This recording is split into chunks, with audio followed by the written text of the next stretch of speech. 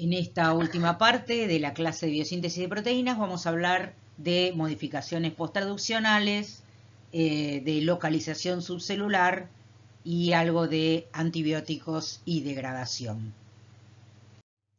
Veamos algunos ejemplos de modificaciones posttraduccionales. Dijimos que todas las proteínas se inician con el aminoácido metionina. Sin embargo, en las proteínas maduras normalmente no aparece la metionina como el primer aminoácido en el extremo amino. Esto es porque se produce la hidrólisis de ese aminoácido y muchas veces de varios aminoácidos del amino terminal. Alrededor de la mitad de las proteínas en células eucariotas, además, en el extremo amino llevan un grupo acetilo, están acetiladas. Otro tipo de modificación ocurre en el extremo carboxilo, donde en muchos casos las proteínas forman amidas con su carboxilo libre. Otro tipo de modificaciones posttraduccionales son las modificaciones que ocurren en algunos residuos de aminoácidos, por ejemplo, en la fosforilación. Acordémonos que los aminoácidos que tienen grupo oxidrilo en la cadena lateral, como la serina, la treonina y la tirosina, pueden ser fosforilados. Una de las proteínas que sufre fosforilación es la caseína, una proteína de la leche, y la fosforilación le agrega cargas eléctricas, cargas negativas.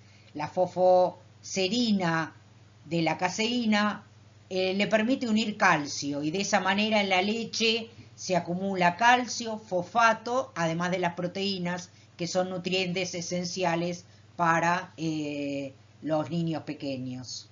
Otras proteínas que se regulan por fosforilación son las enzimas. Ya vimos varios ejemplos de enzimas que cambian su actividad por fosforilación en respuesta a alguna señal hormonal. Otro tipo de modificación es el agregado de un grupo carboxilo extra, como ocurre acá en un residuo de glutamato que se forma gamma-carboxiglutamato. Una de las proteínas que sufre este tipo de modificación es la protrombina. También acá se agregan cargas eléctricas negativas y la protrombina une calcio y esto es importante en el proceso de la coagulación.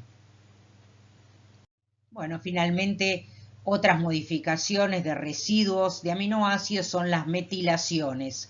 Una de los aminoácidos que se metila es la lisina, que puede incorporar 1, 2 o 3 metilos extras y además, por ejemplo, el glutamato también. Entre las proteínas que sufren metilaciones, el citocromo C, algunas proteínas musculares, la calmodulina, son algunos ejemplos. Esto, en este caso, la incorporación de grupos metilo le cambia la conformación porque le aumenta el tamaño, el volumen a ese residuo de aminoácido. Otro tipo de modificación posttraduccional es el procesamiento proteolítico. Ustedes ya conocen algunos ejemplos de proteínas que se sintetizan como precursores inactivos y se activan por proteólisis. Acá les dejo otro ejemplo, que es el del polipéptido POMC, que sufre distinto tipo de procesamiento proteolítico para dar lugar a distintos péptidos con actividad biológica, entre ellos, por ejemplo, el péptido ACTH o el péptido MSH o las endorfinas, etc.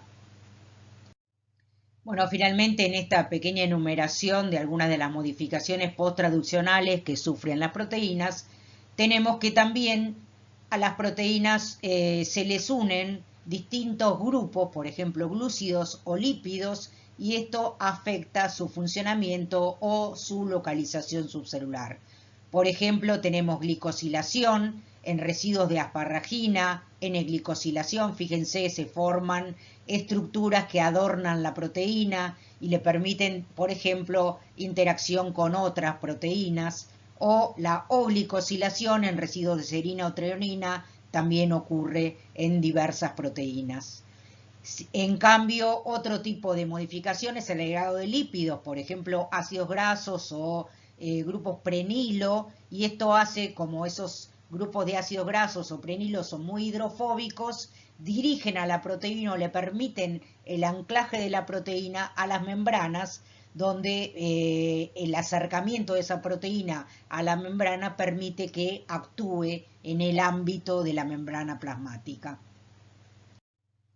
¿Cuál es el mecanismo que hace que una proteína se localice en un determinado sitio de la célula? Algunas proteínas que se sintetizan en los ribosomas que están en el citosol, se utilizan en el citosol o inclusive después son importados a otras organelas como al núcleo o a la mitocondria. Pero algunas proteínas cuyo destino es la membrana plasmática o son proteínas de secreción o son proteínas que van a ir a los lisosomas o inclusive son proteínas del aparato de Golgi del retículo endoplásmico, se sintetizan en ribosomas que inicialmente se encuentran en el citosol y luego esos ribosomas van a unirse al retículo endoplásmico. Cuando el ribosoma se une al extremo 5' del ARN mensajero, comienza a sintetizarse la proteína y en un momento comienza a aparecer por fuera del ribosoma el extremo amino terminal.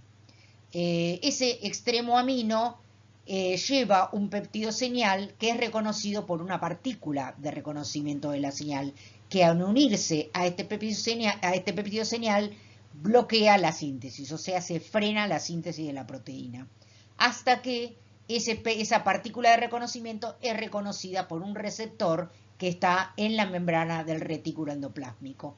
Entonces, al unirse la partícula al receptor, se desbloquea la síntesis de proteínas que comienza a sintetizarse y ahora el producto de ese ribosoma entra a la luz del retículo endoplásmico.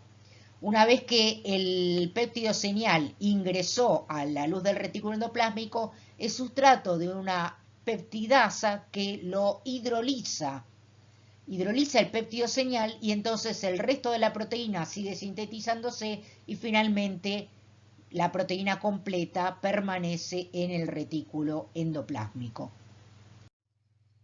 Una vez que terminó la síntesis de las proteínas que se localizan ahora en la luz del retículo endoplásmico, estas proteínas deben ser plegadas correctamente, formándose los puentes disulfuro adecuados y además sufren glicosilaciones que comienzan en el retículo endoplásmico y terminan en el Golgi, donde además son modificados esos residuos de azúcares que se incorporan. Veamos el ejemplo de proteínas que se destinan al lisosoma.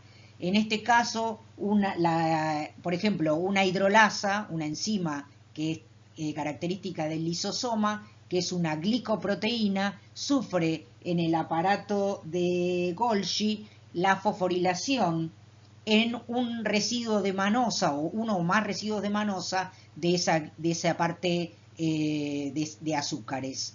Y se forma manosa 6-fosfato. Esta manosa 6-fosfato es reconocida por una proteína receptora en la membrana del Golgi y entonces se forma una vesícula donde la hidrolasa con la manosa 6-fosfato está unida a ese receptor en la membrana de la vesícula. Esa vesícula, por el lado trans del aparato de Golgi, se dirige hacia el lisosoma, donde se fusiona con la membrana del lisosoma y después por el pH se hidroliza de la unión al receptor y por actividad de fosfatasa se hidroliza esa manosa 6-fosfato. Entonces, de esta manera tenemos las proteínas lisosomales. Mecanismos similares, pero mucho menos estudiados, son los que se utilizan para las proteínas que se van a secretar o las proteínas que van a formar parte de las membranas. La síntesis de proteínas entonces es un proceso central en la fisiología de una célula y existen numerosas sustancias en la naturaleza que afectan este proceso. En particular, la síntesis de proteínas en eucariotas y en procariotas es bastante parecida, aunque tiene algunas diferencias sutiles, que son las que se aprovechan en el uso de algunas sustancias que pueden inhibir específicamente la síntesis de proteínas en procariotas sin afectar la de eucariotas. Sin embargo, hay que tener mucho cuidado en el uso y en el abuso de estas sustancias porque pueden generar lo que se llama resistencia. Ya esto lo van a ver más adelante cuando estudien farmacología.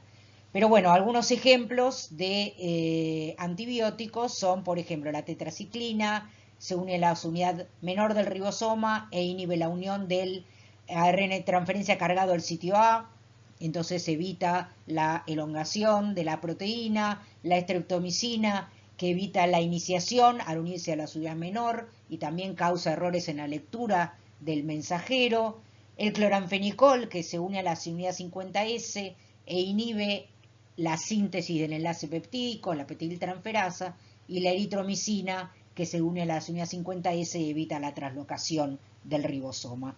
En todos estos casos se inhibe la síntesis de proteínas en los procariotas, pero hay que tener cuidado con la síntesis de proteínas, por ejemplo, en mitocondrias, que es muy parecida a la síntesis en procariotas. Por lo tanto, si el antibiótico también se incorpora a la mitocondria de la célula, puede afectar la síntesis de proteínas en esta organela.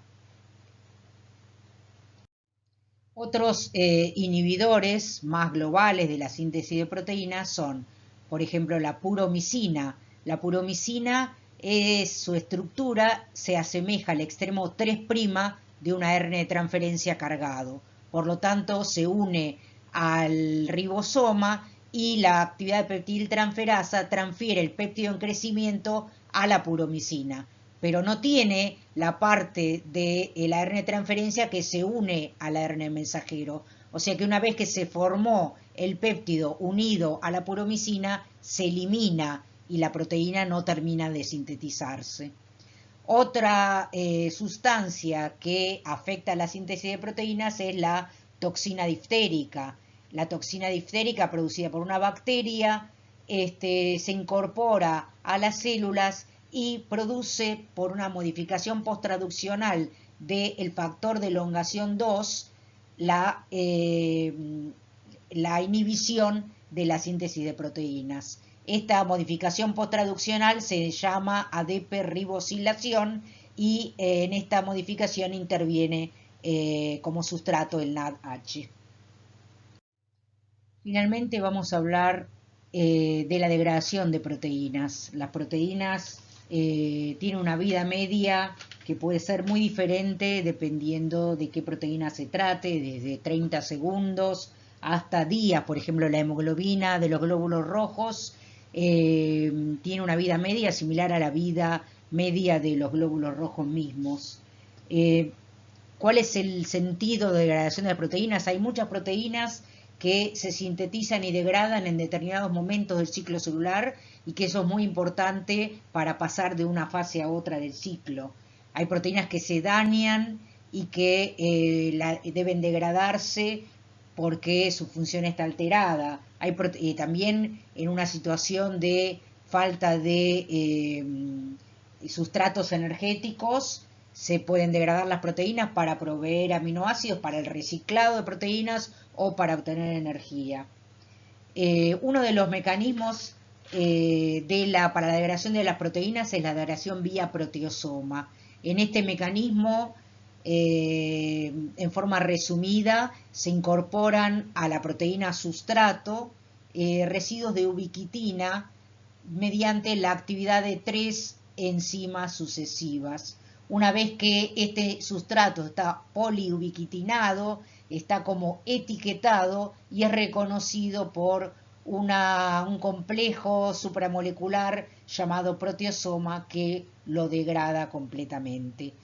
Entonces, como dijimos antes, por ejemplo, fallas en la degradación de proteínas, en las proteínas ciclinas que tienen que ver con los checkpoints en el ciclo celular, pueden llevar a la producción de tumores o inclusive la degradación de proteínas supresoras de tumores pueden también tener el mismo efecto, pero también hay fallas en la degradación de proteínas en otras enfermedades como enfermedades renales, enfermedades Alzheimer, Parkinson, etc. Entonces, muchas veces hay